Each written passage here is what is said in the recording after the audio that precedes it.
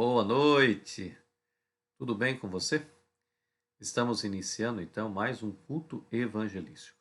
Quero convidar você a, nesse instante, louvar o nome do nosso Deus com o cantar do hino de número 301 do nosso cenário, Crer e Observar.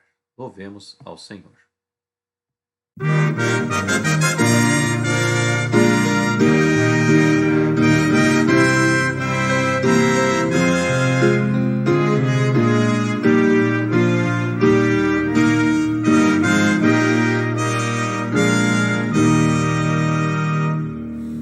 Jesus confia, sua lei observar.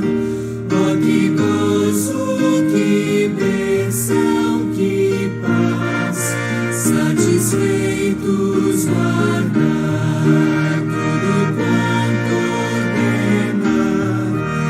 Alegria perene nos traz.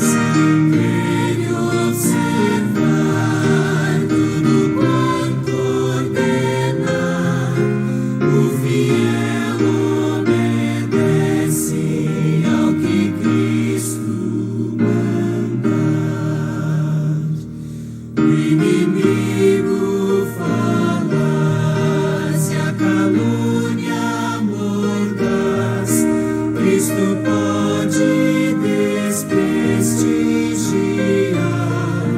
Nem tristeza, nem dor, nem a intriga maior poderão ao fiel abalar.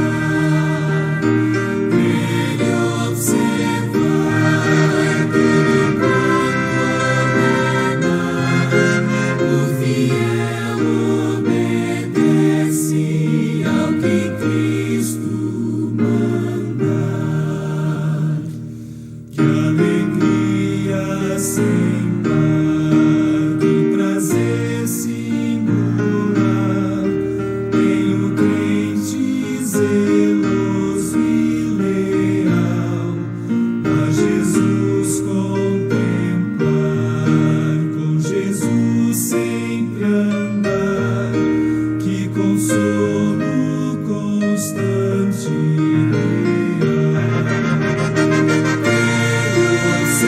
observar tudo quanto ordenar, o fiel obedece ao que Cristo mandar.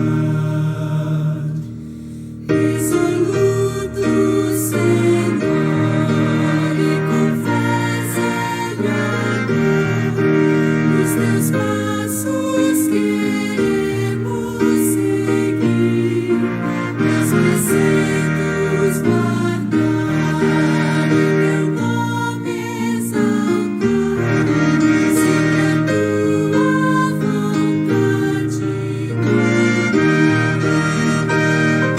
E observar tudo quanto ordenar, o fiel obedece ao que Cristo mandar.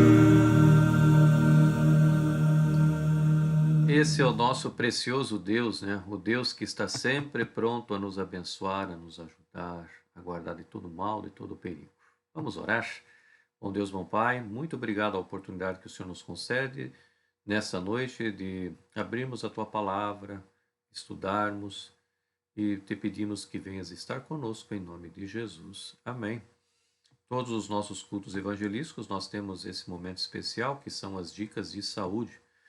Dicas essas, né, que são muito importantes, né, para que possamos ter uma vida com qualidade, né? Você sabe respirar bem direitinho, como manda a regra, né? Vamos ver o que diz então esse audiovisual, né, ou esse vídeo sobre a respiração, né? Vamos assistir.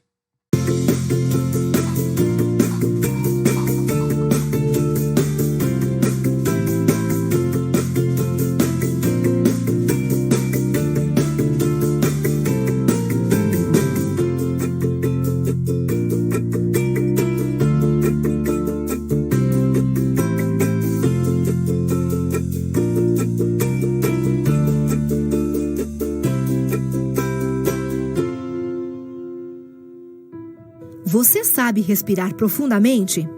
Repare na sua respiração. Enquanto você respira, é seu tórax que se estende ou é seu abdômen que infla? Se o seu abdômen se expande, parabéns! Mas se você respira levantando as costelas, então está na hora de você reaprender a respirar, como você fazia enquanto era um bebezinho. Separe 3 livros para este exercício. Deitado sobre uma superfície plana e firme, coloque um livro sobre o abdômen, um sobre a parte baixa do tórax e outro sobre a parte alta do tórax. Inspire lentamente, tentando levantar o livro sobre o abdômen. Sorva mais ar e levante o livro do meio, e depois o livro sobre o tórax. Não tenha pressa para executar essa tarefa e preste atenção em cada etapa do processo. Segure o ar por alguns segundos. Empregue o dobro do tempo nas etapas a seguir. Comece a expirar o ar lentamente, abaixando primeiro o livro que está sobre a parte alta do tórax, depois o que está sobre a parte baixa e, por último, o que está sobre o abdômen. Repita esta atividade até que você consiga realizar todas as etapas sem se cansar. Treine em pé, enchendo o abdômen na inspiração e esvaziando na expiração. Treine em movimento também. Esses exercícios aumentam a capacidade e a tonicidade pulmonar. Pratique-os todos os dias, até que esteja respirando profundamente. É muito importante que as pessoas respirem profundamente. Dessa forma, o oxigênio entra nos nossos pulmões e é absorvido para a circulação. Quando o oxigênio então entra na circulação, entra no sangue, ele então será distribuído para todas as células do organismo. Uma pessoa que tem uma respiração muito curta, uma respiração que não é profunda, ela vai oxigenar menos o seu sangue e o corpo então vai sofrer com a falta do oxigênio. As consequências disso é a sonolência, cansaço, diminuição da eficiência, da resistência e outros problemas de saúde.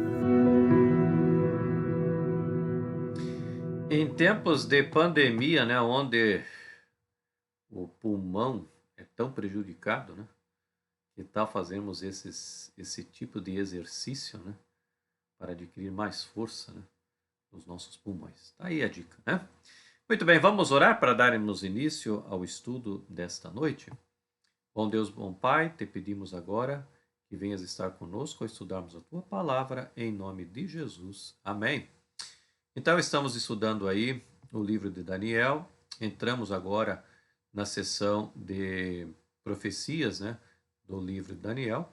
E o texto hoje está aí em Daniel capítulo 7, né, a partir do verso 13. Então, tome aí a sua Bíblia, né?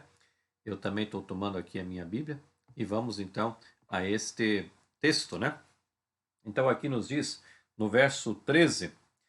Eu estava olhando nas minhas visões da noite, e eis que vinha com as nuvens do céu como o filho do homem, né?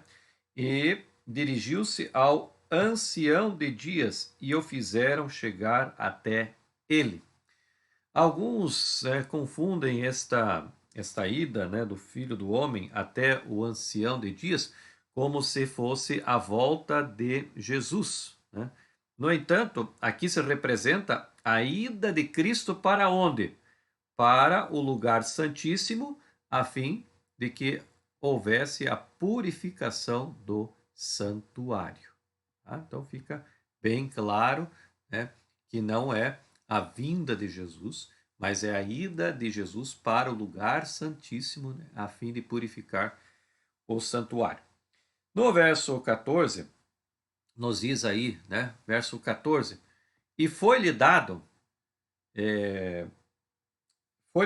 domínio e glória e o reino para que os povos, nações e homens de todas as línguas o servissem.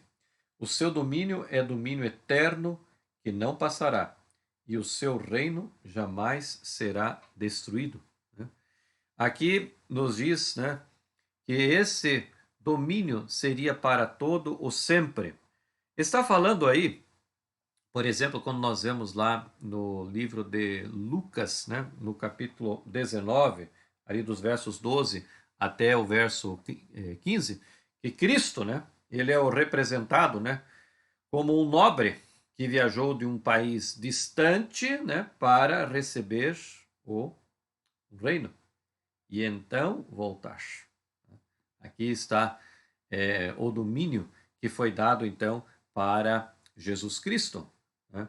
E é interessante, amados irmãos, de que essa profecia, pela graça de Deus, né, foi apresentada ali por Jesus, né? Ele sendo, né, esse que dominaria para todo sempre, né? E aí vem o verso 15, né? Quanto a mim, Daniel, o meu espírito foi alarmado, né?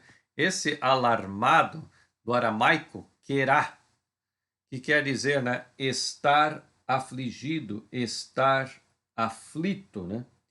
Então, quanto a mim, Daniel, o meu espírito foi alarmado dentro de mim, e as visões da minha cabeça me perturbaram. Quando ele presenciou tudo aquilo que ele havia visto em visão, nos diz a palavra de Deus, então que ele ficou alarmado. Pudera também, né? Creio que se nós tivéssemos uma visão como essa, nós ficaríamos também alarmados, né? E é interessante, queridos, que no verso 16 nos diz: cheguei-me a um dos que estavam perto e lhe pedi a verdade acerca de tudo isso. Assim ele me disse e me fez saber a interpretação das coisas. Então, agora no verso 17, nós vamos então interpretar, conforme Comentário Bíblico Adventista, Bíblia Andrews, né, o que Daniel, na verdade, viu, né, naquela visão. Então, começa a dizer sobre estes 4 animais. Nós temos o primeiro animal, que era representado pelo leão, com asas de águia. Isso mostrava o poder de Babilônia, que representa, né, o leão, e também as asas de águia, mostrando os 2 animais mais nobres em termos de poder na natureza, né? Na terrestre, o leão, o rei dos animais, e a águia, né, como a rainha das aves. E este reino da Babilônia era um reino poderosíssimo, principalmente no tempo de Nabucodonosor.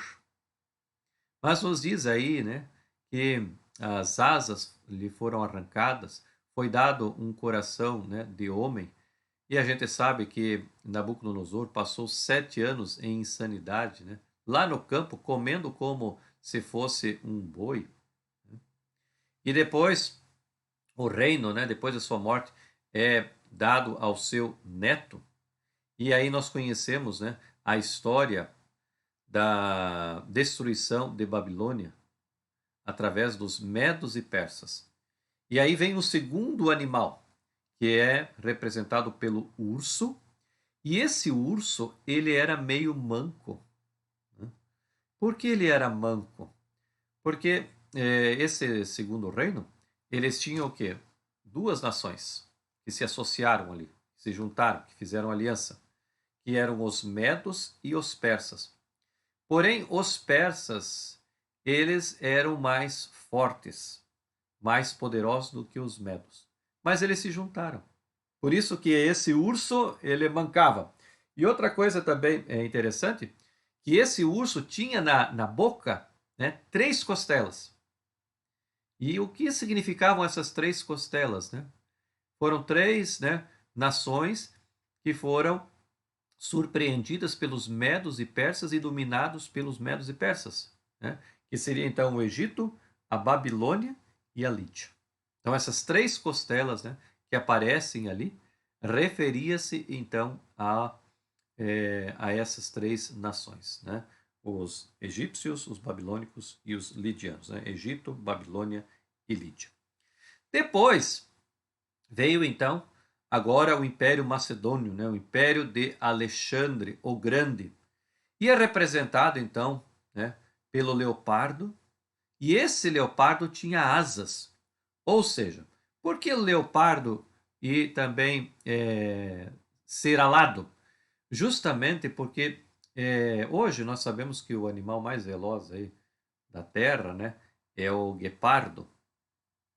Mas na época, né, conhecia-se o leopardo e continua sendo um animal extremamente veloz. Perde por muito pouco, né, de um guepardo. E é representado por ele, por esse animal, justamente porque Alexandre, ele veio a morrer com 33 anos de vida, mas até os 33 anos ele havia conquistado o mundo. A velocidade da conquista foi algo assim fenomenal. Então, muito bem representado, né, pelo leopardo, né, alado, quer dizer, muita rapidez na conquista. E aí, é interessante, né, que no verso 17, né, nos fala aí também sobre esses 4 reinos. E aí o reino de Alexandre, quando ele morreu, foi dividido, então, pelos seus 4 generais. Né?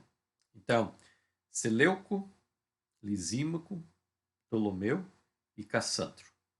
Então, o reino agora da Grécia foi dividido aí para esses 4 generais, que eram generais de Alexandre. Né? Então, o Seleuco, ele ficou com a parte da Síria e da Babilônia, Lisímaco com a parte da região da Turquia, Ptolomeu com o Egito, né? E Cassandro com a Grécia e a Macedônia. E aí vem o 4º animal, que a Bíblia descreve, né, como um animal diferente, horrível, espantoso, mas muito forte, os dentes eram de ferro, né, e devorava tudo que vinha à sua frente. E então, este reino representa Roma e toda a força que Roma, né, constituiu enquanto esteve na soberania das nações.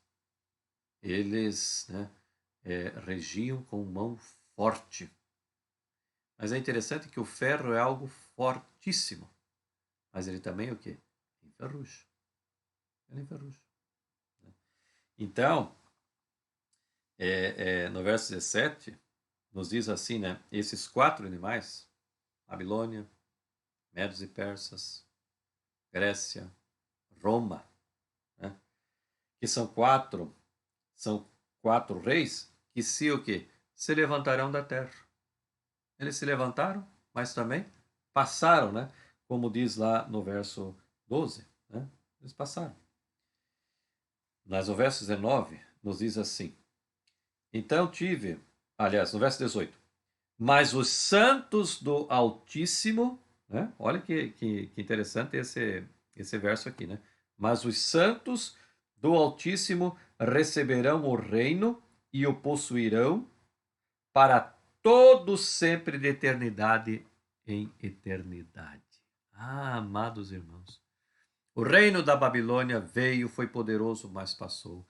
O reino dos Medos e Persas também foi poderosíssimo, veio, mas também passou. O reino da Grécia também veio, foi poderoso, conquistou, né, com uma velocidade de um leopardo o mundo, mas passou. O reino de Roma, um reino surpreendente, né, quando a gente olha e lê a história, mas passou. Mas aqui a palavra de Deus nos diz aí no verso 18, né, que os santos do Altíssimo receberão, né, o reino e possuirão para sempre, para todo sempre, de eternidade a eternidade. Esse é o desejo, né, de cada um de nós, de um dia, né, possuirmos esse reino que Deus está preparando para aqueles que o amam. E você é convidado para ser cidadão desse lugar. Né?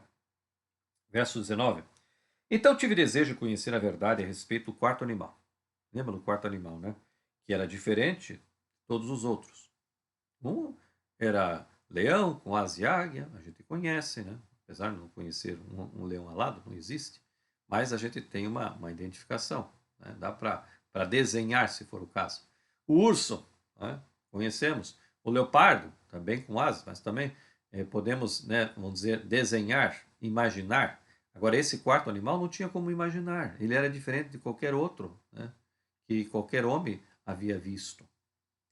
Então, nos diz que era diferente de todos os outros, muito terrível, cujos dentes eram de ferro, cujas unhas eram de bronze, que devorava, fazia em pedaços e pisava aos pés o que sobejava. Então, era realmente terrível, poderoso, né?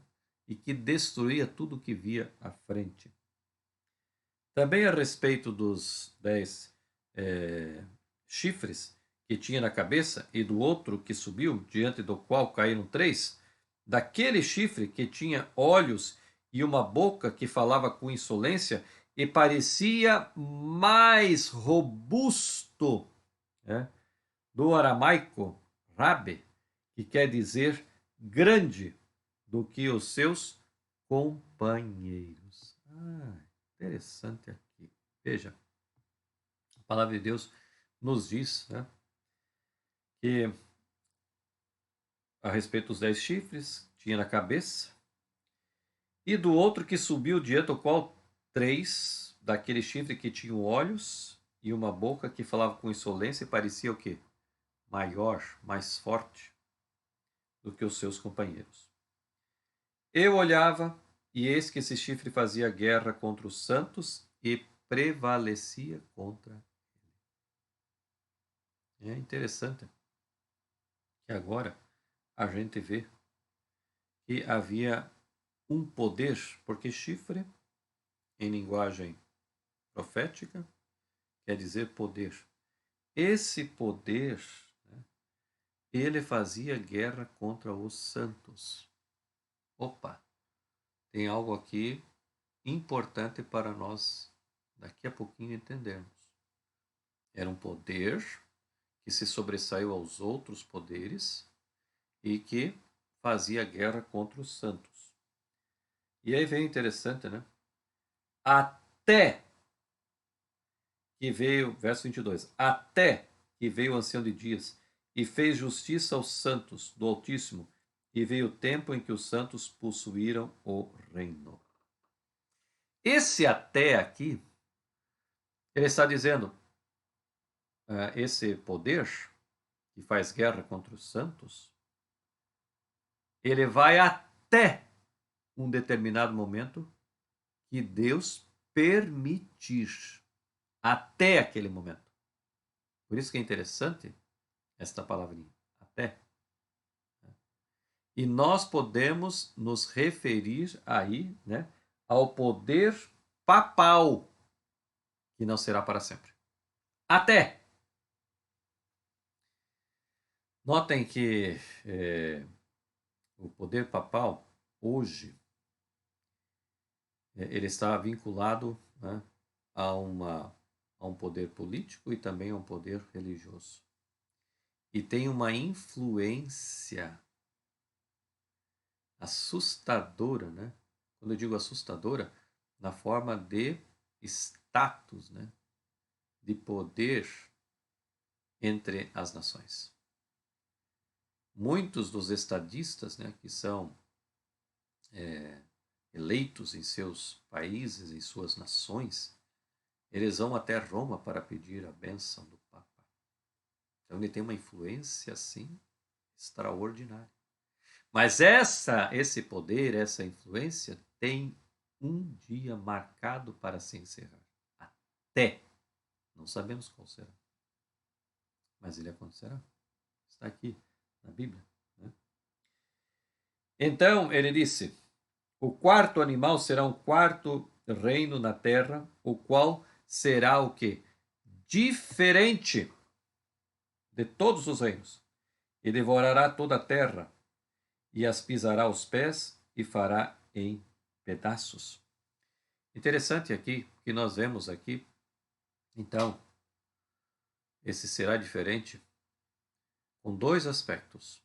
A Roma política, e nós vimos, né, o poder que Roma política exerceu sobre o mundo de então, mas também a Roma religiosa, que influenciou, né, pelo menos até 1798, quando o general Berthier do exército de Napoleão Bonaparte prendeu o Papa Pio VI. E ao prendê-lo, houve então um declínio do poder papal. Mas em 1929, né, com o Edito de Latrão e a devolução das terras do Vaticano para a Igreja Católica, o papado começou a ressurgir. E hoje, como vos disse, eles são uma influência, né, grandiosa nesse mundo. E aí, no verso 24, né, os 10 chifres correspondem a 10 reis que se levantarão daquele mesmo reino. E aí são as nações bárbaras, né, que surgem depois, né, do sepultamento, né, do reino de Roma. E depois deles se levantará outro, o qual será diferente dos primeiros, e abaterá 3 reis. Que 3 reis são esses, né? Os Érulos, os Vândalos e os Ostrogodos. E por quê? Justamente, né, pelo poder religioso, considerar essas 3 nações como arianas, né? Ou então, Jesus não é Deus. Então, consideravam, a igreja naquela época considerava esses 3 reis, né? Érulos, Vândalos e Ostrogodos, né, como arianos. Então eles foram extirpados. Interessante, né, queridos? E essa profecia se cumpriu, né, através, então, da retirada, né, desses 3 reis. E sabe, queridos, eu quero encerrar por aqui, porque nós vamos depois, se você continuar aí a leitura, você vai ver que nós vamos ter o verso 25, o verso 26, o verso 27 e o verso 28. São 4 versos. Mas são versos que depõem, né? Aliás, depõem não. Eles carecem de um tempo maior de estudo. E nós vamos ver, então, na próxima aula, né, o que significa, né, essas palavras, né, contra o Altíssimo, magoará os santos do Altíssimo, cuidará em mudar os tempos e a lei. O que isso significa, né? Então nós vamos ter na próxima aula um momento só especial para esses 4 versos. Tem muita coisa para dizer, né, sobre esses 4 versos. Então, nós vamos encerrar por aqui, para que nós possamos então ter um tempo na próxima aula maior para poder, né, destrinchar esses 4 últimos versos do capítulo 7. Então, fazendo um resumo aí do capítulo 7, a partir do verso 13 até o verso 24, nós vemos aí, né, que os 4 reinos existiram: Babilônia, Medos e Persas, Grécia, Roma, né? E esses 4 reinos passaram. E aí nós vimos aí, né, os 10 reinos que agora foram, né, divididos, e aparece então um reino que se sobressai, né, uma ponta que se sobressai aos demais, né, que fala ou faz guerra contra os santos, né, e então ele também tem um limite. Então, esse seria o resumo desses versos que nós acabamos de estudar. Mas na próxima aula, nós vamos ver então o que acontece com esse poder que se sobressai aos demais, aqueles 10, com a questão de tempos e lei. Então, Eu aguardo você para a próxima aula para termos esse momento muito especial. Quero te convidar nesse instante a orarmos ao Senhor. Pai, muito agradecido te somos, ó Deus, porque de uma forma maravilhosa o Senhor deixou a interpretação para cada um de nós sobre o capítulo 7 de Daniel. Te agradecemos, ó Deus, porque essas profecias, muita coisa já se cumpriu e cremos que estamos vivendo o fim do tempo do fim. Te louvamos por esse entendimento. Agora, ó Deus, nos conceda uma noite de sono reparador e uma semana muito abençoada, em nome de Jesus. Amém. Muito bem, meus amados, chegamos então ao final de mais um culto evangelístico. Na semana que vem, se Deus nos permitir, nós queremos estar juntos novamente, para podermos terminar então o capítulo 7, São 4 versos, mas vocês vão ver que é de suma importância e a gente precisa então entendê-los de uma forma global. Que Deus te abençoe e que você tenha uma feliz semana com Jesus.